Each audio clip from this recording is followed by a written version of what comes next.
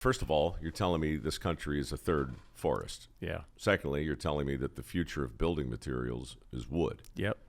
Which leads me to the next question. Wooden planes, are they coming? That's how we started, right? Yeah, Right. Was it Back to the Future, Was yeah. it the spruce goose, basically a wooden plane? It did not do well. When you force rhymes like that into technology, the spruce goose, you were tempting fate.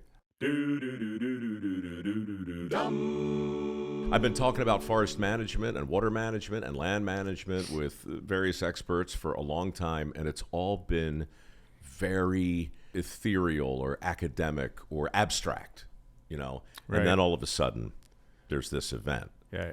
And I suspect you can talk about the Rim fire, and you can talk about the Palisades fire, and you can talk. I mean, you've had a front row seat to so much of this. So you're in charge of the American Loggers Council. Yeah. And where does that rank in the pantheon of acronyms in charge? Well, the American Loggers Council represents the nation, if you will, nation's loggers. So 45 states have state organizations that represent logging. All those states together combined are the American Loggers Council. So we're looking at about 10,000 companies and about 50 or 60,000 loggers that do the heavy lifting every day to get products to America. Can we start maybe with myths and misperceptions and, you know, the beliefs, mistaken beliefs that people hold about our timber industry in general that have led to this miasma of misunderstanding? Yeah. When people think of loggers, what I would like them to think of is ranchers, miners, farmers. Those folks take God's given natural resources that we're blessed with and turn them into products that we use. That's what loggers do. We're the same as those folks, only we're working with timber. When our country was formed, Mike, loggers were some of the first people that went to work. Back in the early 1800s, Bangor, Maine was not the leading lumber shipping exporter in America. It was a leading lumber exporter in the world. Mm-hmm. So, and this is a colonist, man. They went to work. They said, we can make something out of these woods. And the whole East Coast was essentially a forest. Right. You know, and I wonder sometimes if people hear that and think, my God, look, we took it all. People have no sense of how much is left. 5 presidents bought up 1.5 billion acres over about 100 years. Lincoln, Pierce, Polk, Adams, different presidents. That's a terrific place to start. We need to go west. You can't go west. There's no roads. There's no railroad. There's no path. So the loggers go in first and catch hell for it. Yeah. And you guys have been catching hell ever since. Yeah. Well, it's taken a while to redeem ourselves, I guess, or change that image. But now we're essential to America. And I guess really our image is most tarnished by big environmental groups anymore. That's who we are disliked by. And most of the public doesn't understand us, Mike. But loggers, they get up in the morning between 1 and 4 in the morning, and they go to work in the woods, and they do good, honest, hard work, come home at night, support the soccer teams, all the different things in the community. They're just great, honest people, just like ranchers and miners and the ones I mentioned. And we're really proud of what we do. And yet, how much of your job is involved with crafting an image or perpetuating an image, debunking these perceptions that we're talking about? Because I think on the one hand, most rational people wouldn't disagree with anything you've said. It's just that we've been presented, I say we, the 330 million people who depend on your industry, frankly. Mm-hmm. I mean, ever since Joyce Kilmer, right? I think that I've never seen a poem as lovely as a tree. We like trees. I love trees. Yeah. You know, people fight over the trees here, trees there, take the tree, don't take the tree. It gets very emotional, you know. So that's kind of what I want to dig into. Like, what do you do to balance? We got to get people out of the cities and out of our schools, actually, and come out to the woods and see what we do. And it's very interesting when we do that, Mike. We take kids from all over the state, and we'll have a tour, and we've got machines that cut down trees that are really neat. They can grab a tree and cut it down and pick it up and lay it down very safely, very good for the environment. I've seen those. They're mind-boggling. Yeah, they're called feller bunchers. So they can cut trees and they put them in bunches. And so we'll do some of that, and when the kids are watching, whether it's third graders up through high school, they'll watch this, and then we'll shut the machine off, and I'll say, okay, how many of you kids thought when the saw went through the tree felt that? Over half, whether they're third graders or high school, will raise their hand, yeah, I think the tree felt that. And I'll say, okay, well, how many of you think when your mom or dad mow the lawn, the grass feels the lawn more?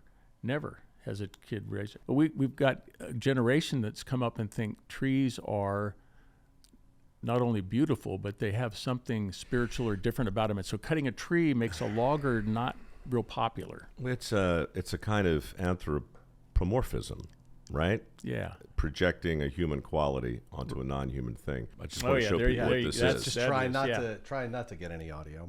There we go. Look at this thing. Yeah. So that's that's what kids think when they see that happening. They're going, ouch. About half of them are. Yeah. That's a great machine.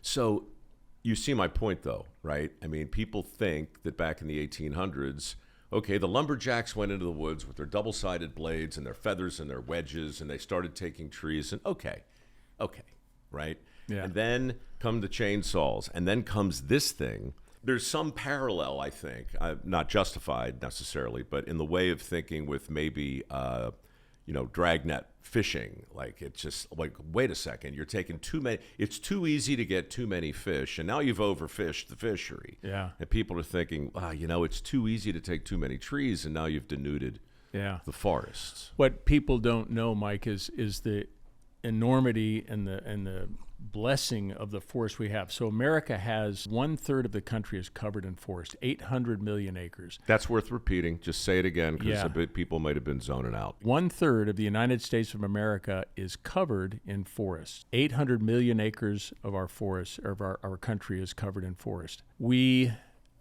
manage that extremely well with really sophisticated equipment that's very easy on the ground, good for the environment. But in spite of everything we're doing correctly, America is now the number one importer, and I'm going to say that again, number one importer of lumber in the world. So, folks, that means we, compared to India, China, any other country you want to, we buy and purchase and bring in more wood than any other country in the world, even though we have this vast resource that we could be using and exporting wood. That's really one of the goals of the American Loggers Council, is to talk to Congress and say, folks, why are we importing lumber into this country? Why aren't we exporting lumber, using our resources wisely, and instead we're seeing so many millions of acres burn up every year? What are the financial realities of doing that? Like, what's the dollars attached to this industry, and what could it be worth? If we, like, I liken it to energy independence. Yeah. Why would we import natural gas or oil when we're Right. sitting on a mother lode of it? I think the knee-jerk answer is, well, because we don't want to take it. We don't want to wreck our land. We'll let you wreck yours, or some such argument, right? Yeah, that is such a backward, that's really a false argument if you're looking at the global environment, because no other country manages their forest like America. Nobody manages their forest with the rules that we have in America and still get the things done that we do in America. We keep track as an industry of how much is grown and harvested every year. And and then we do it kind of in 5-year increments, taking a look at what's going on. In the last 75 years, we've always grown more timber in our forests than it harvested. In our national forest, I'm speaking of here specifically. I'm sorry, but again, when you look at the feller bunchers, en masse, full steam ahead, that claim still holds up. We still grow more than we take? Yes. In fact, right now, our forests are burning and rotting twice as fast as they're growing. And we are not able to go out and salvage the products that we need to salvage because of tremendous environmental pressures from groups like the Sierra Club, who do not want us into the forest cutting down burned dead trees. And if I were to point to one of our biggest problems, that would be it, our inability to get in and use the dead and dying wood. Mike, if we just cut 1/3 more of our growth and 1/3 of our dead and dying timber, we would be wood independent. We could start to export products. But our industry, particularly, I'll just talk about California for a minute, but it's a good example for the nation. California in 1990s had about 150 sawmills. We were doing a lot of milling. We have 27 now. So we've reduced our capacity from then. California now imports 80% of our wood products. So so America is the leading importer of lumber in the world. California imports 80% of its wood products, and we see our forests rotting and dying at our national forest, our public land, at rates we've never seen before. It's scandalous. Yeah, it is. It's taken. Personally, I've been on this bandwagon for quite a while with Congress. They are now talking about it in Congress. Like, some of them are going, wow, we are the leading importer of lumber? Really? And they're starting to do some things about it. But it's taken years to get that simple message. Why are we not lumber and wood independent, just like we're trying to get to be energy independent? We can do it. We've got. And what would it save us? That's the number I'm still flailing about for. It must be in the hundreds of billions of dollars. Our industry is a $300 to $400 billion industry. We import about 25% of our lumber right now, a lot of it from Canada. So we're talking hundreds of billions we could make for American jobs, build new sawmills. I'm optimistic, Mike, that the change is coming, and some of it is driven by the catastrophes we've seen. And the Palisades fire, although not burning in a forest, really energized Congress. And I'll tell you, so Congressman Westerman out of Arkansas has put together a bill called the Fix Our Forest Act, which is a good title because it's broken. Let's fix it. Yeah. And he tried to get it passed in Congress last year, and nobody on the Democratic side, sorry folks, I'm not trying to make this partisan, but that's just a fact, nobody on the Democratic side voted for it. He reintroduced it about a month ago after the Palisades fire. 64 Democrats instantly jumped on it, passed Congress instantly. Nancy Pelosi voted for it, because they've seen the horror of catastrophic fires up close. I've often said that in conversations like this, things simply have to go splat. Yeah. Unfortunately. Yeah. And a splat is never pretty. Right. So sometimes it's downright catastrophic.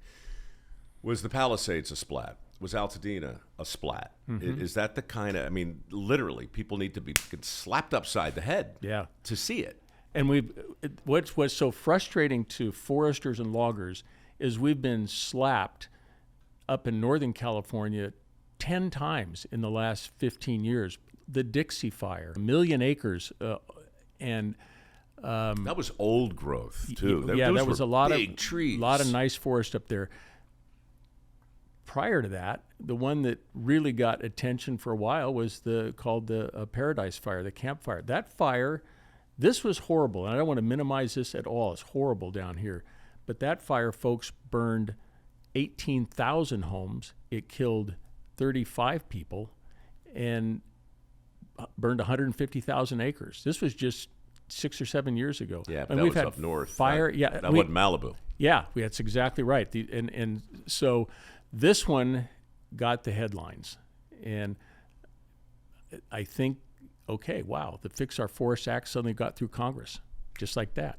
And that's good. We'll use, who was it? Rahm Emanuel said, don't let any crisis go to waste. And I guess here we go. But yeah. Well, look, it's just another version of people are looking around and waiting for the splat. Sometimes maybe it's $8, $9 a gallon, right? Maybe we can always find, a corollary for all of this. But man, it's a steep price to pay. Do you think the Dixie Fire was preventable?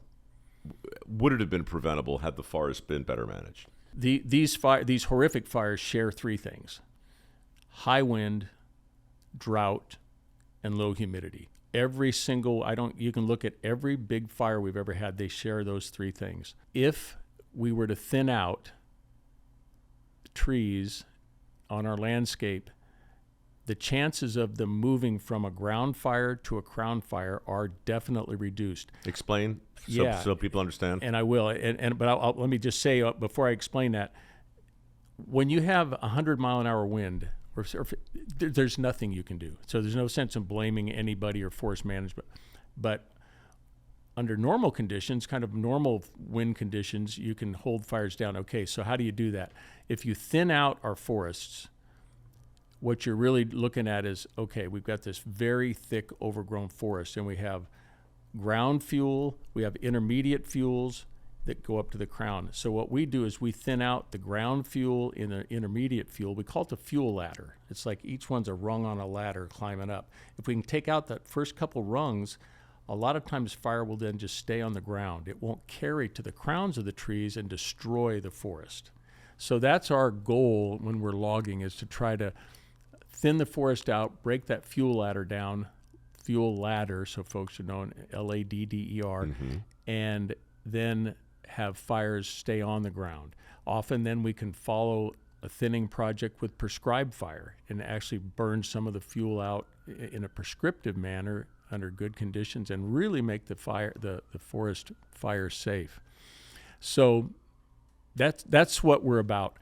And in the meantime, doing all that thinning makes products we need. We can make wind energy out of it, biomass. We're making electrical energy, Mike, in our hometown out of wood chips. We can power our whole town out of this power plant we've got, burning wood chips to make electricity. I've done shows around biochar. Yeah. And I'm just continually beset by these examples of that. I don't even know if I can call it recycling. You're using your own product to basically power your own product to make more of the product that you need to power the product that you want. It's been around for several decades. It's an exciting business. We're very much pushing, our American Loggers Council pushes biomass energy. And it's simple, Mike, because power plants share this common thing. They got to heat water to steam with something, and then the steam runs a turbine generator set. That's what spins and make things happen. You can use coal, you can use electrical, you can use, not electrical, but natural gas, nuclear. In this case, we just use wood to heat the water to steam to power the plant. So it shares a commonality with those plants, but we're using wood that has no other real market. These are the small trees that don't make lumber.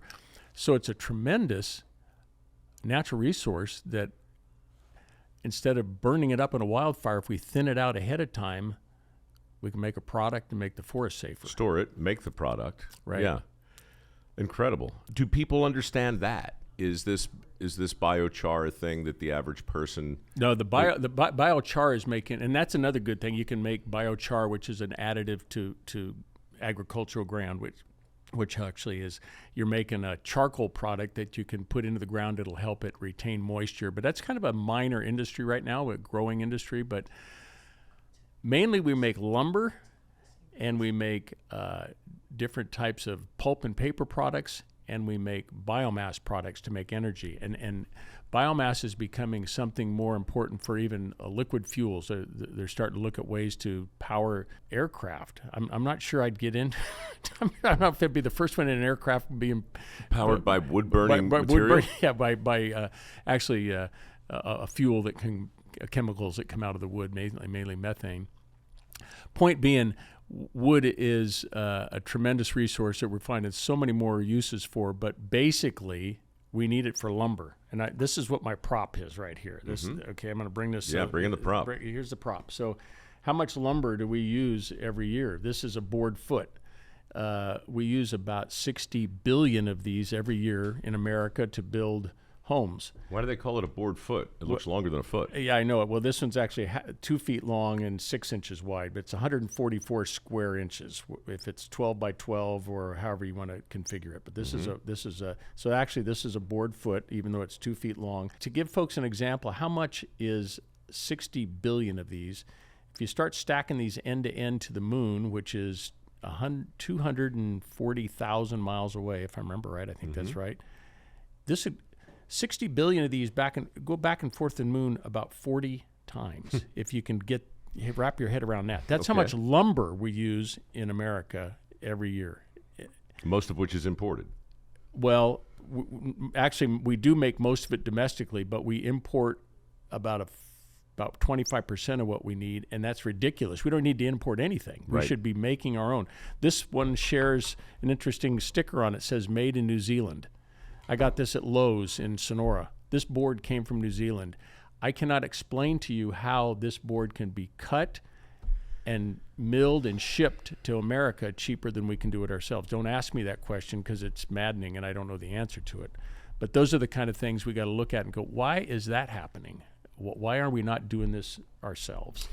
Being as fair as you can. Okay. What would the head of the Sierra Club say if he or she were sitting here and the accusation was, look, you're affirmatively keeping us from going into forests to clean them out. You're affirmatively saying no to all of the things that have been demonstrably shown to improve the environment, which assumably, purportedly, is your stated goal anyway. Mm-hmm. Where's the disconnect? Yeah, that. So if the head of the Sierra Club was sitting here, they'd be sitting here in this wooden chair with this wooden table in front of them, talking into this microphone powered by electricity that's probably very possibly powered by biomass energy, by wood.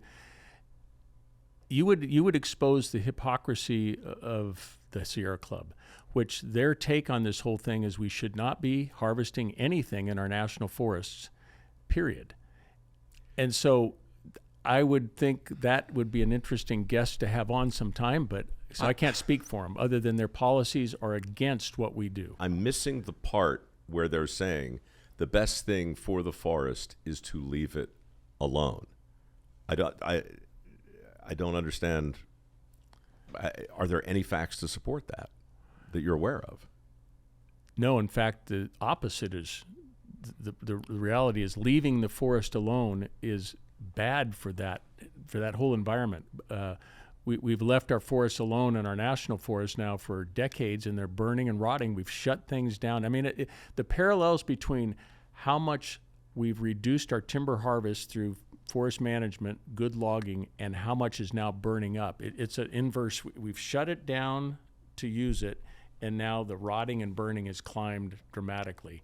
And it's as clear as the nose on a person's face. And honestly, Mike, I put environmental groups into three categories, and the first category would be environmentalists that really care about things, but they're willing to talk to you and think about it, and when they see a tour, they go, you know what, maybe we're wrong about this. The second group are kind of like I call them cave people, citizens against virtually everything. That's kind of where they are. That's how they are. I'm still trying to get my head around the earlier claim that a third of our country is forest. Yeah. And I'm reminded of like the blind guy and the elephant, right? He doesn't know what he's touching. Right. And he just assumes that the whole of the thing is, whether it's the tail or the trunk or the tusk, right? And I think, I flew across the country yesterday, had a window seat. I didn't see any forest. Flew across the whole country. What I saw was vast wasteland. Right, yeah. And I get it. That's, that's where the flight paths are. But most people who stay in their lane and in the flight path, they don't see the forest. Yeah. And if we can't see it, if we can't touch it, then it just becomes unreal to us. But it's just worth belaboring. A third of the country is forest. Right. It's incredible. Right. And it's managed by really good people that we call loggers. And that's what we're about. And, one of the things I think, Mike, that folks need to know is loggers are trained, they're certified, they're licensed, they have to take tests to even become a logger. In California, you have to have 3,000 hours of experience before you can even get a licensed timber operator's certificate. So, one guy, I had an interesting talk one time. He said, loggers are just those knuckle draggers that walk around and they, like cavemen. That image is gone, I think, or it should be gone. We are professional people, really proud of what we do. We could talk about the macro for hours, but it's It's the micro. It's the individual loggers that I really want to pick your brain on, because I do think those guys are still subject to the same sorts of stereotypes that have been around since Paul Bunyan. I think farmers are still subject to, Billy Bob and the overalls clearing the South 40, hay seeds. Right. Mechanics are still relegated to knuckle dragging grease monkeys and so forth. These are very powerful images. Right. In fact, I remember the Future Farmers of America telling me right before I addressed 30,000 of their members back in 2008 that we're now officially referred to as the FFA, because the word farmer itself had become an impediment to their ability to recruit. Right. So, yeah, I'm always fascinated by these images and by these stereotypes and the impact they have, not just on your industry but on our country. Yeah. No, to kind of further your example. So even up till I don't know, actually most of my career, we're loggers. We're proud of that word. Loggers, that it has a connotation that folks, I don't know where it comes from, maybe all our history, but for a while they've tried to change what we do. Let's call it timber harvesting. Let's call it forest thinning. Let's call it vegetation management. Let's call it post-traumatic stress disorder, not shell shock anymore. Yeah. Forest health. We're forest health workers. Yeah. No, we're loggers. And that's what the American Loggers Council is all about, is trying to educate folks on what we do, why we do it. And we're making tremendous progress. What's coming, Mike, is wood is now being viewed by the world as the premier building product. You may have heard of mass timber or cross-laminated timber. We're seeing around the world skyscrapers being built out of wood. And whoa. Yeah. Where? 30, 40, Denver, Colorado to Denmark, all over the world. That it's something worth maybe doing a show on sometime. It's called mass timber or cross-laminated timber. There's some beautiful examples of wooden structures being built all over the world.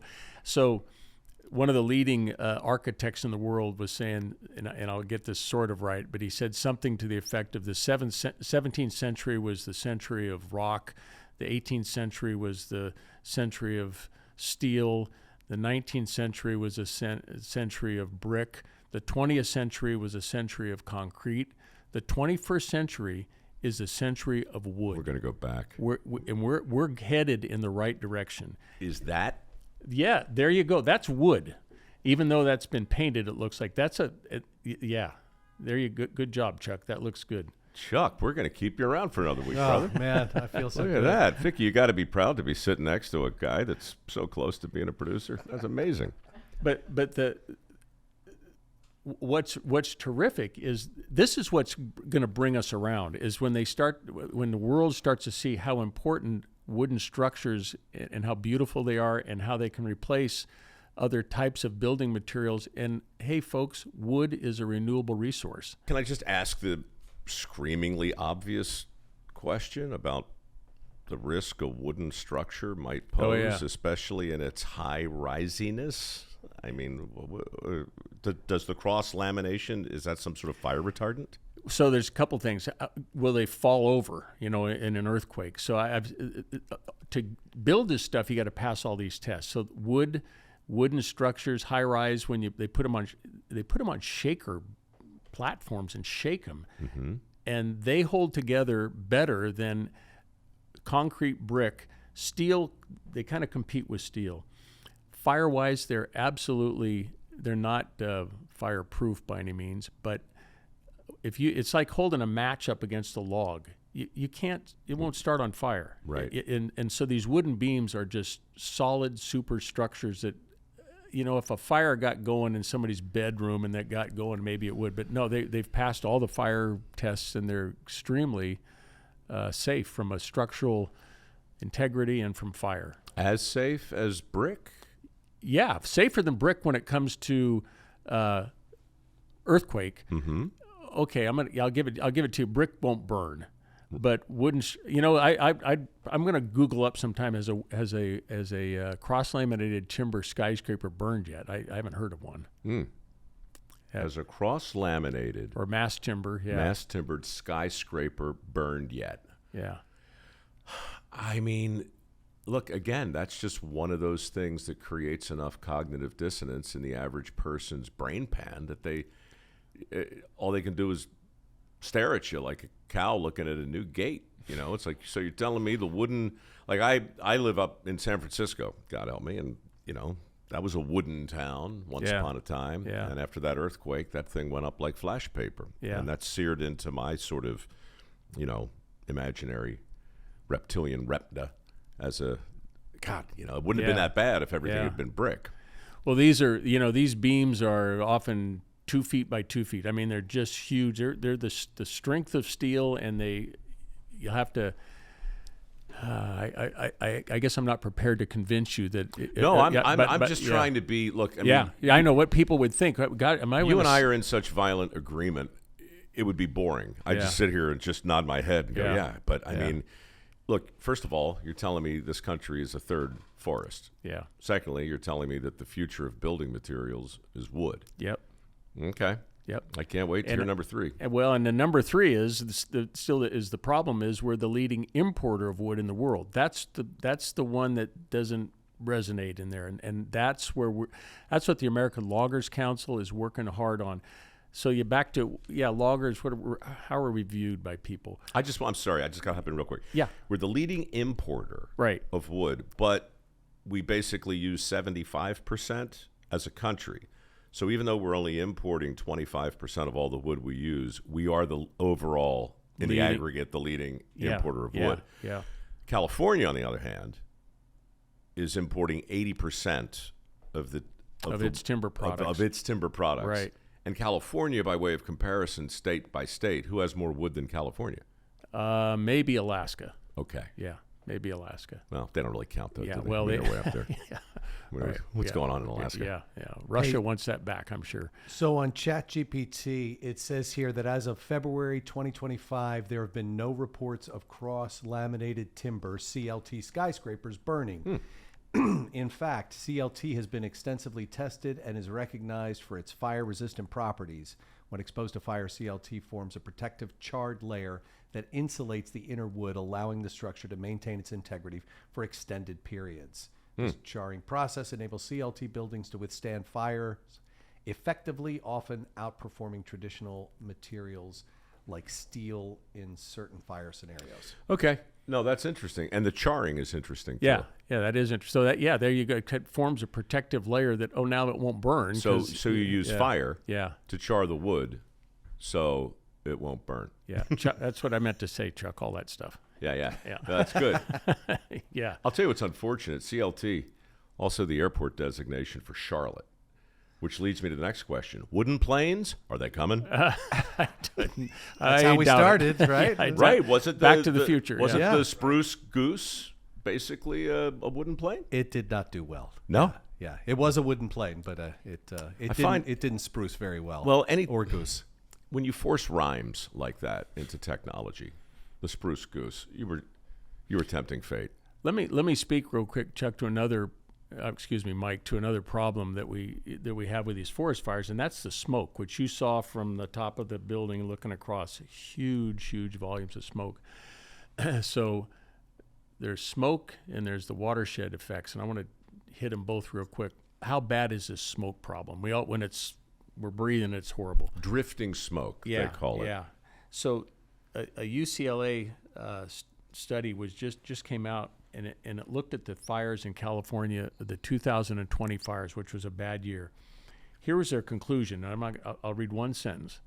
Wildfire emissions in 2020 essentially negated 18 years of reductions in greenhouse gas emissions. In fact, all our electric cars, all this stuff we've been doing to ourselves, and I'm not in a bad way, but we're trying to improve. That one wildfire season negated, it offset 18 years of all of that. So smoke is worse than just a noxious, say we don't like breathing it. This thing really wipes out our greenhouse gas advances that we make. So really something for folks to be aware of, that another reason burning up our forests is really, really bad. Watershed. Our forests supply about 75% of the water in California comes, when I say supply, it sheds the water, it comes out of the mountains, 75% of California's water. We could, and we're often short on water. If we were to thin our forests, each one of those trees is like a straw taking water out of the ground. It's called evapotranspiration.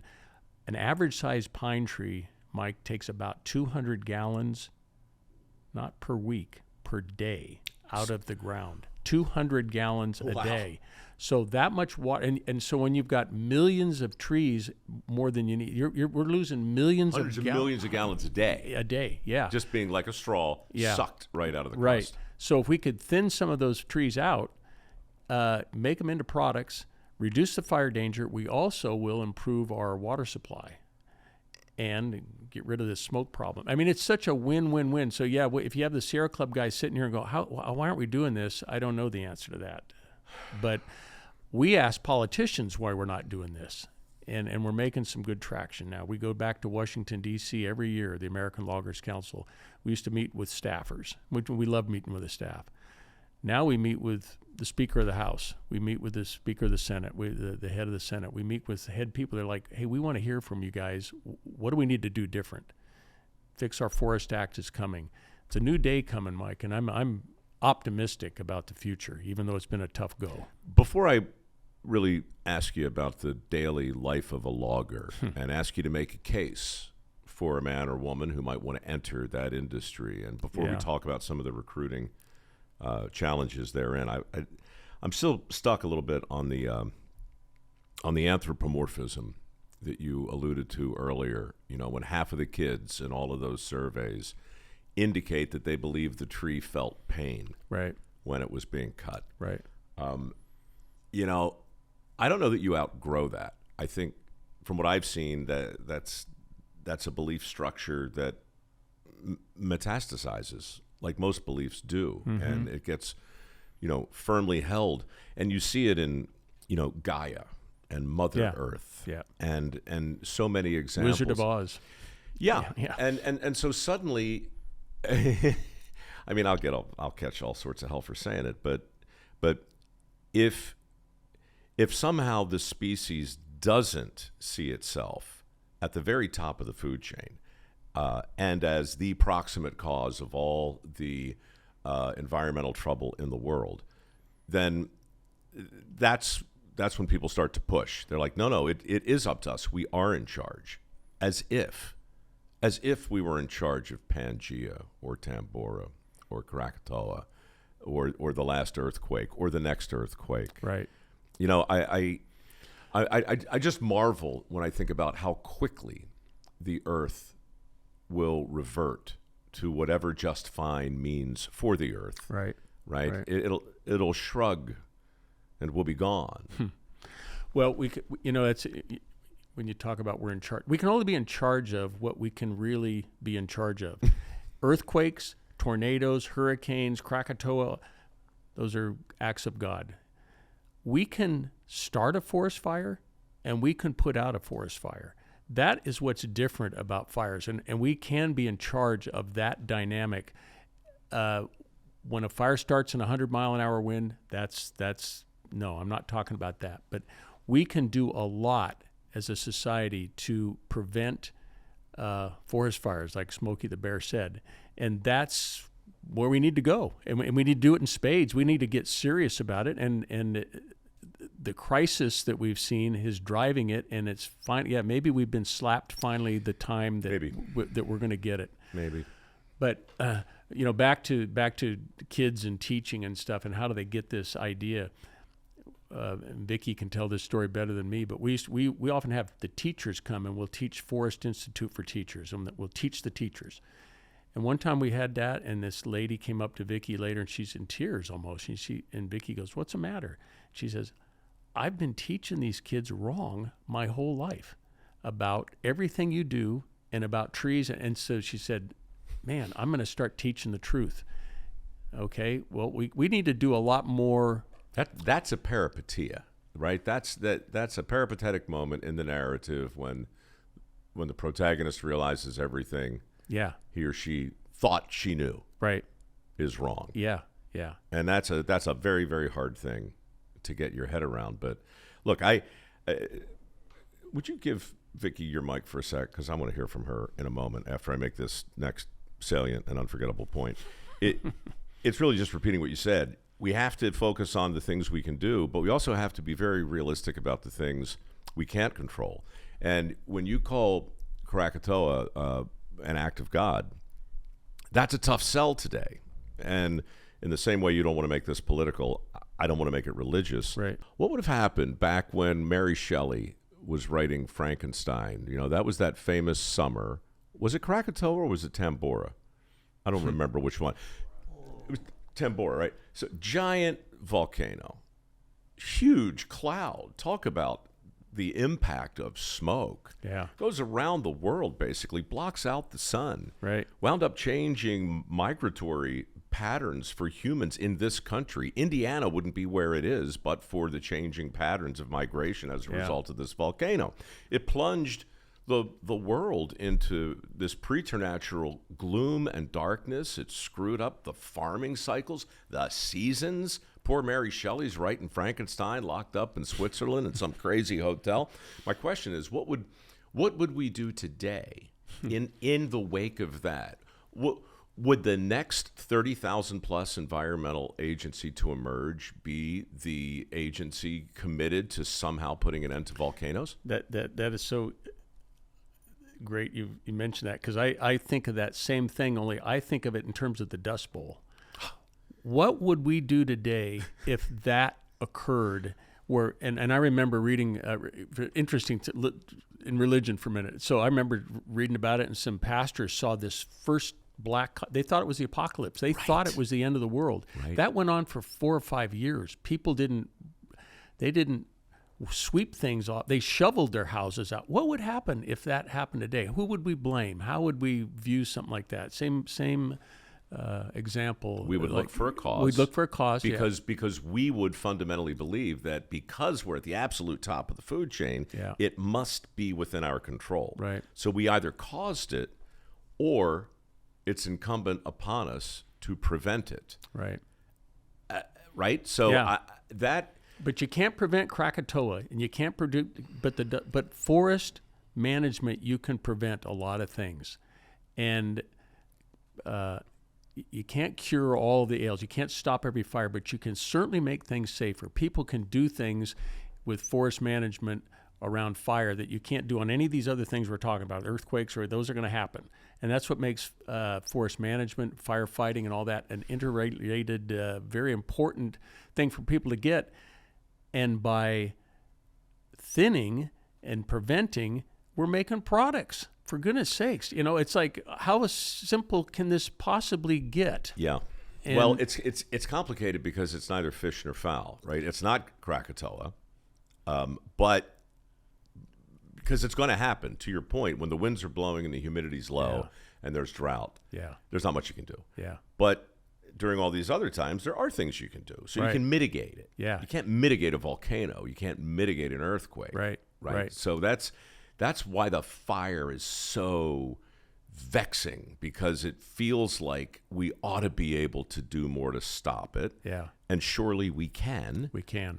But we can't necessarily eliminate them. Right. And so we have to, I don't know. Well, it's like there's a humility in this, right? Yeah. It's you used the elephant thing a little while ago. So, it's like eating an elephant. You got to get started, and we are well started at it. We are doing great things. Hey man, I don't want to make any trouble for you, but you start talking about eating elephants. You have any idea the mail you're going to get? I'm sure that's on, that's on the naughty list somewhere. We're not going to eat any. PETA's going to get me. Yeah, dude, they got a file on me. They're thick as a brick. We'll come back to you in a second, but your beautiful wife, the logger of the lady logger of the year. Yeah.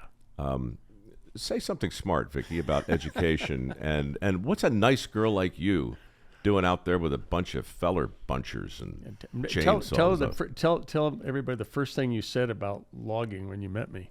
Oh, well, Mike loves this story because when I first met him, one of the things I said was that I really, really did not like logging trucks. No, she said hated. That's a form of intense dislike. Sure. And the reason behind that was because I was a single mom at the time, and I would drive to town on a little 2-lane road, and logging trucks would pass me. I'd be going 55, and they would pass me on these windy roads.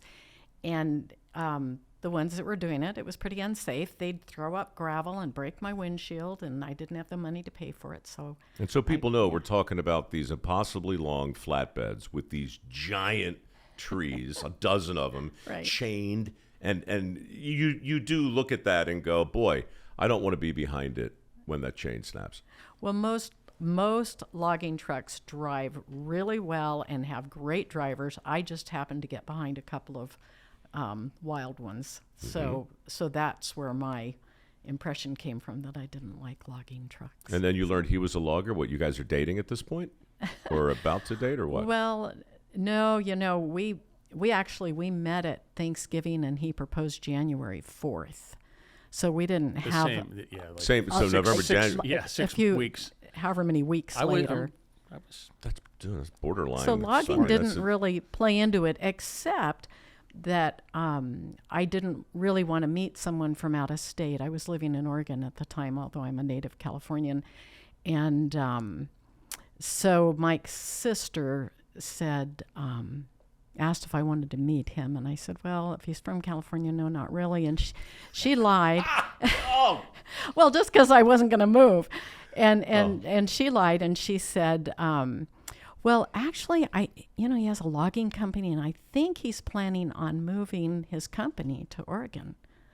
And there was zero truth in that. Call that But that's the big lie. Yeah. That's amazing. That's what got us together. but there was purpose behind that, because we've been married now for 26 years. Oh, Yeah. logging, a love story. So you meet on Thanksgiving, and December goes by, and then you're halfway into January, and you propose, which Over is the phone from California. over the phone, because Yeah. nothing says romance like, Yeah, like, exactly. Yeah. honey, trust me, I'm down on one knee, and I'm holding this amazing ring for you. Well, here's how the conversation went. So so we're talking. I said, Vicky, will you marry me? And there's this long pause. And so I go, well, do you need more time to think about it? And she goes, no. And I go, well, no, you won't marry me, or no, you don't need more time to think about it. And She said, And I laughed, and I said, no, I don't need more time to think about it. And yes, I'll marry you. what in the world did he do in 6 weeks? I mean, was this just good timing all around, or what kind of game does this logger have? People want to know. You know, I was not looking to get married. I had 2 young boys, and truly, God brought us together. Just I could tell a 15-minute story, which I won't. That just every single step of the way, that's what it was. So it just felt like something bigger than you. Yeah. Well, what I realized probably about 10 years later is the reason that Mike's sister intuitively knew that we should be together is because we are so much alike. And I think that we tuned into that pretty instantly. yeah. So from I hate logging trucks to Lady Logger of the Year. I knew. See, I knew what was coming. What did she do to get Lady Logger of the Year? How does this happen? She And has there ever been a Lady Logger no, of the she's Year? the first one. And the president of our association said, we're going to start doing this, and Vicky's going to be the one. And actually what she does, she works behind the scenes. She does all sorts of work for our associations. That's how she got to be Lady Logger of the Year. We put on the national convention in Sonora, California in last October, and she pretty well put that whole thing together.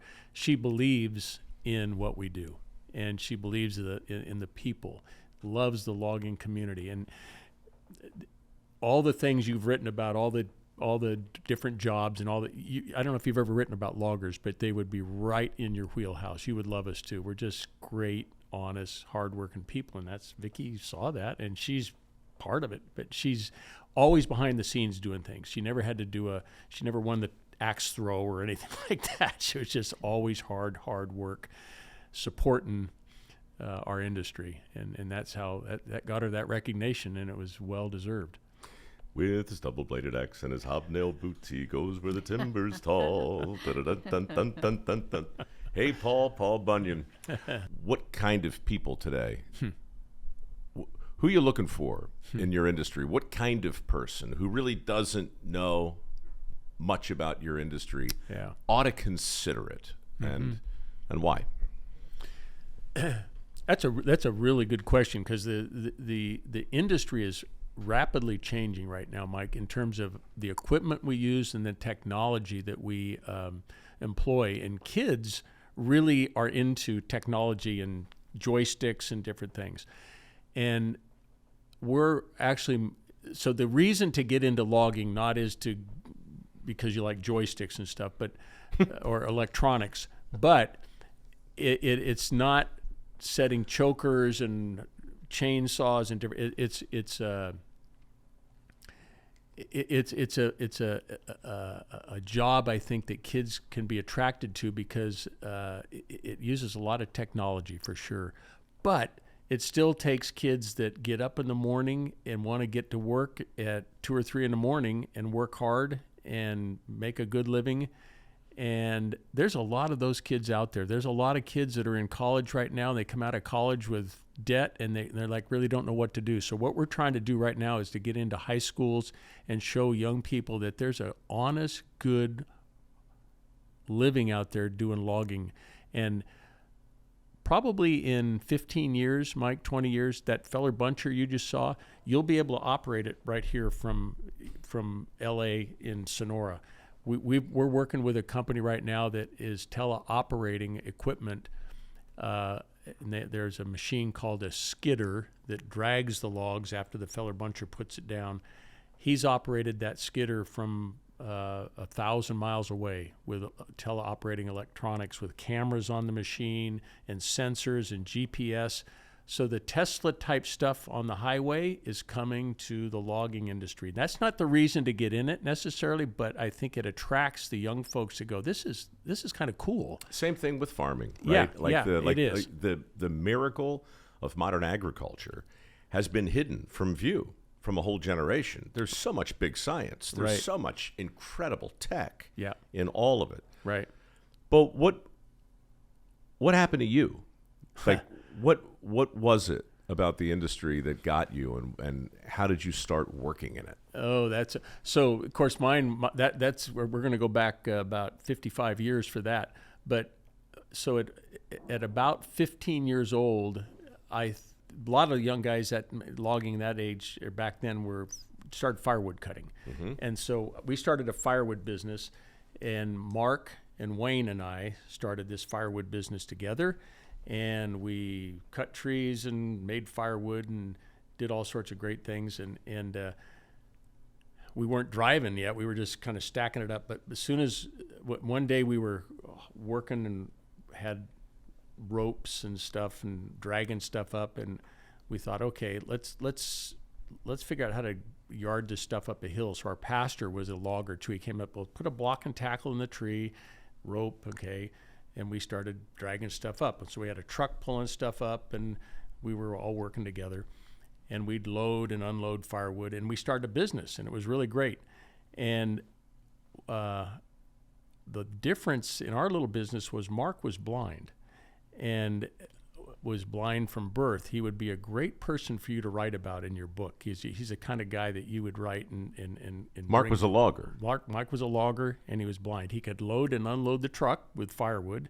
This was back when we were kids. He didn't go into logging as a profession, and we could teach him how to drive the truck, to pull logs, and say, hey, Mark, stop and go and back up. And it just was a great way for us to get started, because it... Vicky, am I hearing this right? He just told me the blind guy's driving the truck? Yeah. That's what I heard. Yeah. Well, let me tell you what we used to, as soon as we got our driver's license, what I did with Mark, the blind guy, he had a Model A. His dad got. So we got in the Model. And I said, "Hey, Mark, let's go take that out on the highway."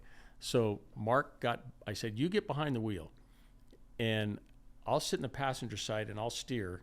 And off we went out onto the highway because Mark knew how to drive. He knew how to shift and do all that stuff because he'd practiced around on his ranch.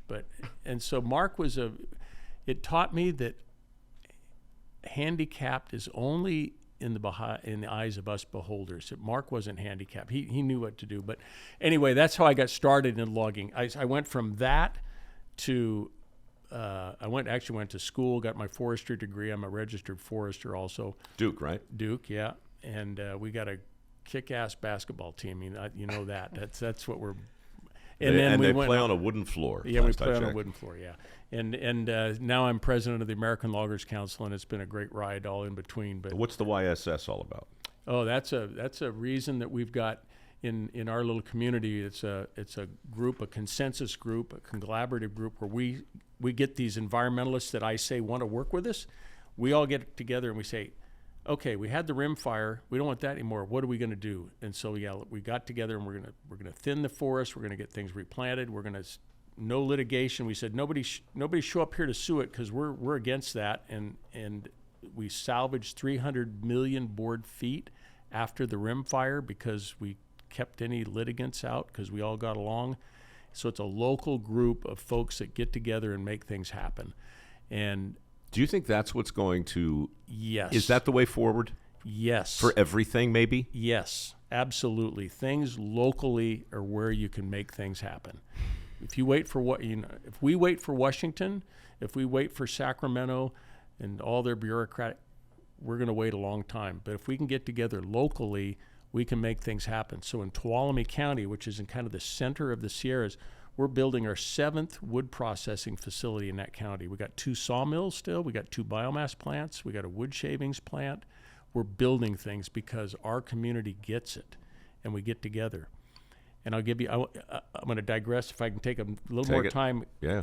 Of how this can work the other way, and when a big extreme group gets in the way. There was a project called Tucuya Ridge down on the Los Padres National Forest, Santa Ana Wind Country, and they said this little community of about 3,000 called Mount Pinos said, we want to build a fuel break around our community. We want to clear so we don't burn up. We got about 3,800 homes here. We want to be safe. How big is a fuel break, by the way, so people understand? Yeah. How wide? Yeah, and by the way, usually they're shaded, so it's not just a clear cut. You thin it out pretty aggressively. In this case, I think this was a 300-foot fuel break, which is going to work in most things, not 100-mile-an-hour wind. You can't, okay. So the Mount Pinos community group got together, says, we want to do this. The Forest Service said, yep, let's do it. The Kern County Fire Department supported them. They put it out for scoping, it's called, so everybody could weigh in on it. Let's move it forward. Gets ready to go. In comes the Center for Biological Diversity out of Tucson, Arizona, and says, no, you're not going to do that because you're going to endanger the condor, and it's in a roadless area. Really? Okay, we'll go to court. 2 years later, this district court says, yep, you're good to go. Now, Center for Biological Diversity, we're going to take it to the Ninth Circuit. They sued again. Took 6 years to get this fuel break built, Mike, and luckily there wasn't a fire. Or I don't know, I don't know what would have happened, but it would have burned the place down is what would have happened. That's an example of how it doesn't work. When an extreme group that doesn't live in the community comes and says, we don't like that for whatever reason. I'll tell you what, it's not good for the condor. Yeah. Is a windmill. Yeah. Have you seen that? Have you seen these the condors and the kites? Big birds just flying straight into them all of the time. Yeah, there's lots of documented bird kills. The spotted owl is probably known more than the condor.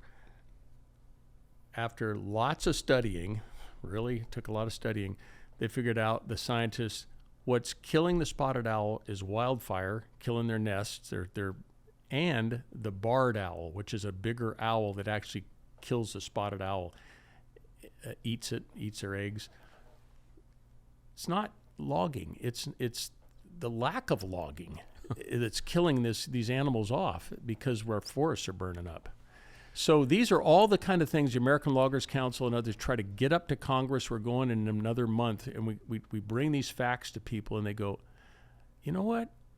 We're starting to hear you here. And Westerman heard us, and he's now got the Fix Our Forest Act. And I'll tell you, listeners, it's through the House. We got to get the Senate to pass it. It's sitting at the Senate doorstep right now. Fix Our Forest Act. Fix Our Forest Act. When's HR the vote? Do you know? That's got to schedule a vote. The Senate, they have a few committees, and so we just need to call our senator. We got 2 senators here. Say, folks, this is a good thing. Push it through. I know that you've obviously got a clear and present bias, but do you liken this and the importance of this topic to energy independence? Oh, what a great comparison.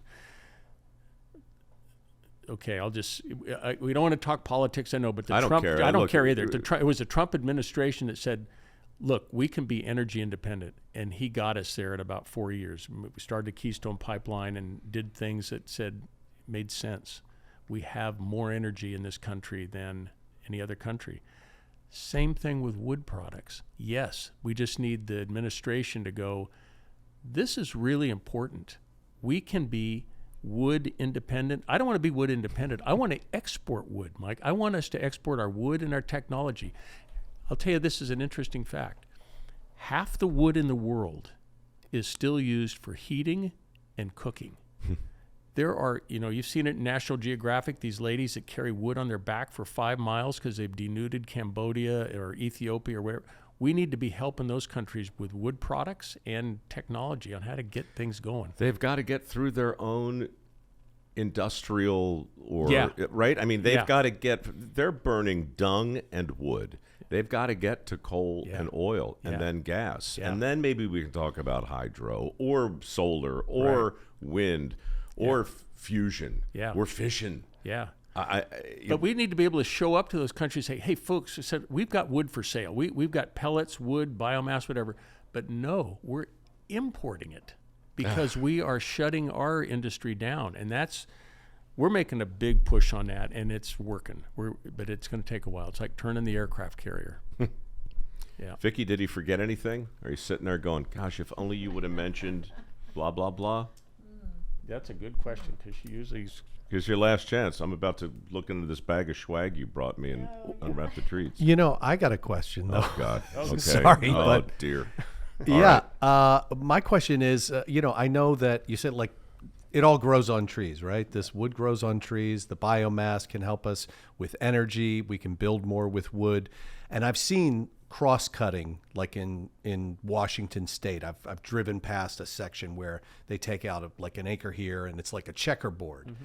It's how long does it take from the time you clear that piece of a checkerboard till it grows high enough, big enough that you can clear it again? Yeah, that's a great question. So it takes a little longer in the west than it does in the south. And so in the southern United States, you can have a new crop of trees ready for harvest in about 25 to 30 years. It grows quicker. Here it's about 50 years. But in the meantime, you can do some intermediate cutting, thinning it out, getting some products as you thin that, and then it's ready to harvest, say, in 50 or 60 years. And it has to be replanted. We don't cut anything and not replant it. That's a law, but of course we want to because that's our business. That's our livelihood. But I don't know if that get the answer? Yeah, that answers my question. Well, it's a slightly different analogy than the energy one. It's more like fisheries. You can overfish. And if you don't take care to not do that, if you don't let fish and game do what they do, well, then you're just shooting your own feet off, right? So obviously it's right. You guys are motivated, I would think. By the same self-preservation. What'd you bring me? Oh, my favorite thing's in the front, and it's a challenge coin, right in the very. If you turn it around in the front pouch, it's way in the front. Let me unzip it first. Yeah, you get it. But can I say something while you're working with zippers? I can't stop. Okay. I want to say that we've got some good things going with the Forest Service too. Even though Forest Service has been, we've had some problems over the last couple decades.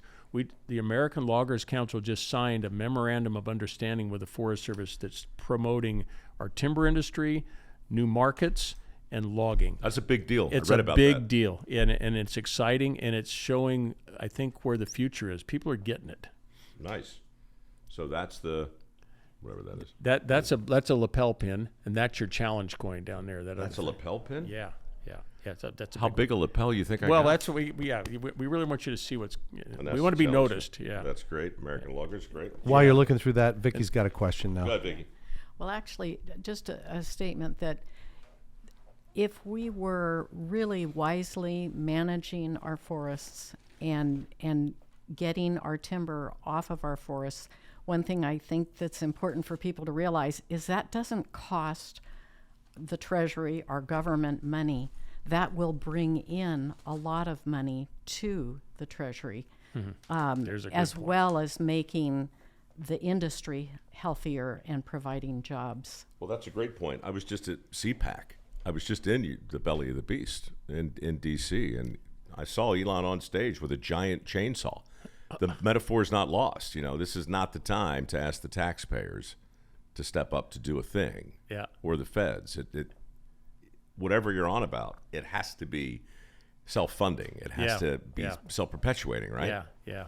Feels like it anyway. And I'm so glad you mentioned that, because that's a really good point. This Right. can make money as we're doing the work. Right, This is right. the greatest bag of swag I've ever got on the podcast. This is like, this is playing cards, Yeah. Chicken Ranch, playing cards. Yeah. You want to explain that? Well, that's where we had our convention at the Chicken Ranch Casino. In in Nevada? Sonora, in Sonora. California. Yeah. Oh, that's a really good book. That if to Why would anyone cut a tree down? Right. Yeah, This is yeah. Look at that. Yeah, but it answers the question in a very positive way when it's over. Yeah, it starts out like. All right, really terrific. yeah. Chuck, there's one for you too. Well, This is Chuck's great. No, I his got a own box. swag, I got a You got a bag as box well. of Yeah. Well, that's right. You already interviewed him before the podcast. This is great. Huh? Good. This stuff all comes in handy. Nuts. Good. Yeah, Well, these thank- are the best ones there. Yeah. All right. Final thoughts. Yeah. That hat looks good on you, by the way. That's a good looking hat. My head was made for hats. It really was. Keep that one. All right. Yeah. Why is chopping wood so satisfying? What is it? I've thought a lot about it and read a lot of poetry about it. Got my own Yeah. thoughts, but I'm just wondering. Yeah. I think because you see instant results, you see something made quickly, Yeah. and that's why I think it's satisfying. That's what Cutting Einstein wood- said. People love cutting wood because they like to see instant results. Yeah, And Henry Ford said, and that makes me feel really good because I didn't. I you made just that ripped off Einstein. You didn't know it. I didn't even know it. Yeah, I mean, I'm not. Vicky, do quite you have any there, idea but- your husband had a brain the size of a redwood? It was amazing. Yes, he is incredible. Anyway, sorry. Yeah, Ford said, chop your own wood.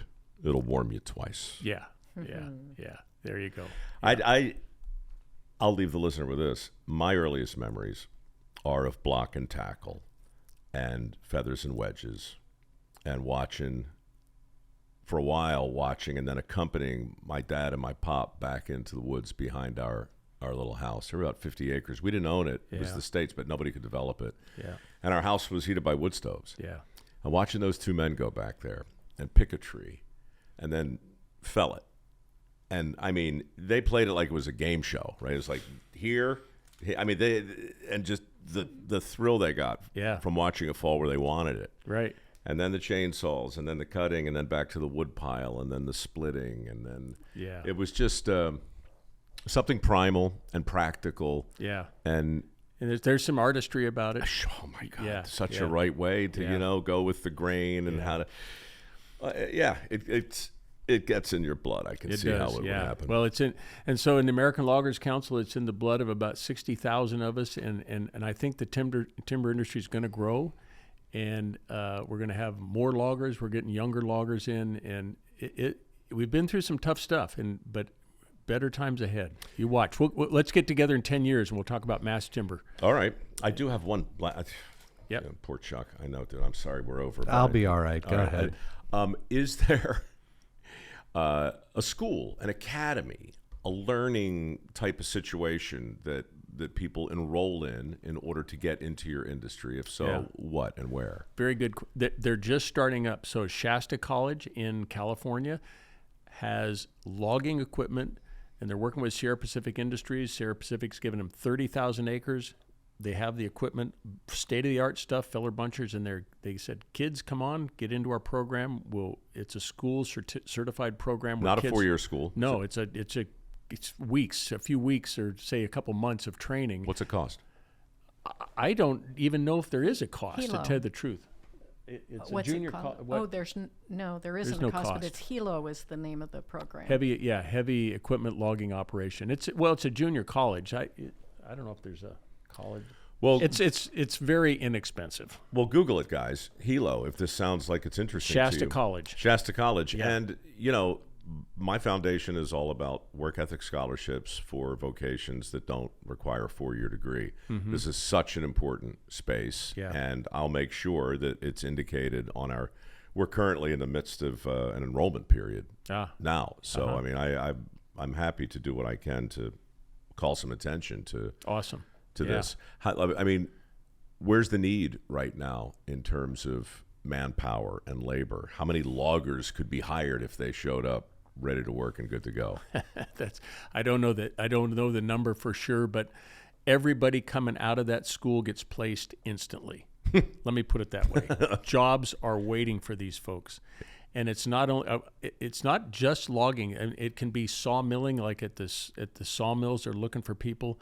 I know our local sawmills, the guys that hold for pizza signs and say they had for we need people. They were holding signs up on the corner like, we'll pay $25 an hour, apply here. It's interesting. There's a lot of need in the timber industry, not only in logging, but all the way through power plants, sawmills. It's we can get into it. Look, it's everywhere. Yeah. It's our submarine base. It's our automotive industry. Every major industry that I know of is just staring recruiting right in the face and pulling out the stops. Yeah. I'll tell you this, man, if there's peanuts and ball caps and notepads and books and everything else in the way of, inducements, I'm in. Okay. Thank you so much for making the time, Vicki. Congratulations, you Lady Logger of the Year. Thank you both for coming by. Good luck. Our pleasure. Thank you, Mike. Anytime. Really fun. Yeah. Thanks. If you like what you heard, And even if you don't, won't you please, pretty please, subscribe. Well, I hate to beg and I hate to plead, but please, pretty freaking please.